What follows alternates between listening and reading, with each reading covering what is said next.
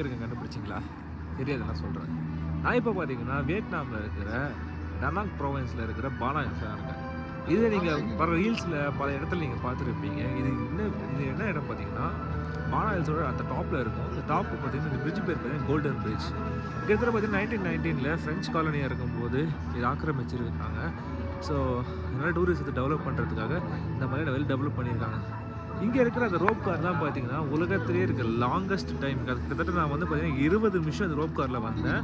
20 நிமிஷம் ரோப் காரில் வந்து செம்மையான எக்ஸ்பீரியன்ஸு, மிஸ்ட்டு ஃபுல்லாக கவர்டு. ஸோ இதோட டிக்கெட் எவ்வளோ பார்த்தீங்கன்னா நீங்கள் டேரெக்டாக நீங்கள் கிராப்கே பிடிச்சி நேராக வந்தீங்கன்னா வியட்நாம் காசுக்கு 8,50,000, நம்ம ஊர் காசுக்கு 2,700 கிட்டத்தட்ட 3,000 கிட்ட வரும். இங்கே வந்து டிக்கெட் எடுத்துக்கலாம். டிக்கெட்டில் எல்லாம் பஃபேட்லேருந்து அம்யூஸ்மெண்ட் பார்க், தீம் பார்க்குலேருந்து எல்லாமே இன்க்ளூடடு. நீங்கள் வந்து செம்மையாக சாப்பிட்டு செம்மையாக என்ஜாய் பண்ணிட்டு ஒரு நாள் ஃபுல்லாக ஸ்பெண்ட் பண்ணுறதுக்கு இந்த பானா ஹில்ஸ் செம்மையான இடம்.